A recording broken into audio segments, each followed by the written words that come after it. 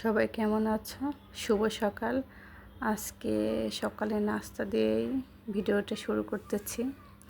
বাহিরে সকালে এত সুন্দর শান্ত বাতাস থাকে, খুবই ভালো লাগে আমার কাছে।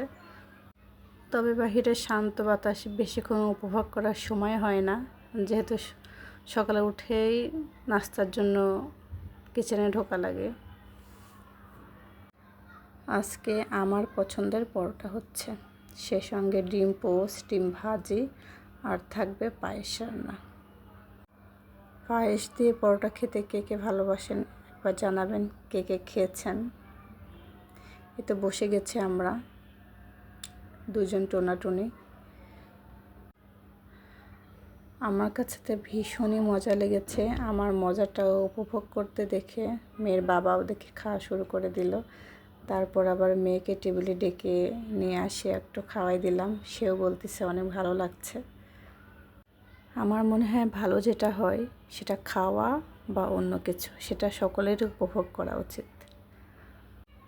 যখন তখন যেটা সেটা আমার মেয়েকে খেতে দিলে সে কখনোই খায় না, তাকে অনেক বুঝিয়ে সুঝিয়ে তারপরে খাওয়াতে হয়। তবে যেটা মুখে ভালো লাগে সেটা সে খাবে, এই হচ্ছে সে মুখে নিয়ে খাচ্ছে আর ভাবতেছে যে টেস্টটা কেমন। তারপরে আমাকে বলল যে আম্মু ভালো লাগছে। আর এই যে সবচেয়ে উপভোগ করার সময় আমার নাস্তার পরে চাটা।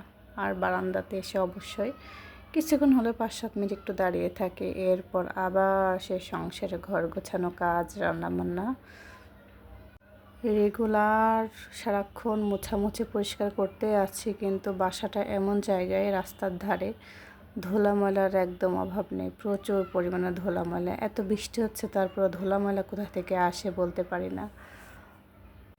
চুলোতে কিন্তু পটল ভাজা দিয়ে এসছি, যে একটু চেক করে দেখি তার কী অবস্থা। এই তো পটল ভাজা হচ্ছে, দেখতে তো খুবই সেই টেস্ট ছিল পটল ভাজাটা। এভাবে খালি করে পটল ভাজলে আমার কাছে ভীষণ ভালো লাগে। এই যে আমার লিভিং রুমটাও গুছিয়ে নিয়েছি।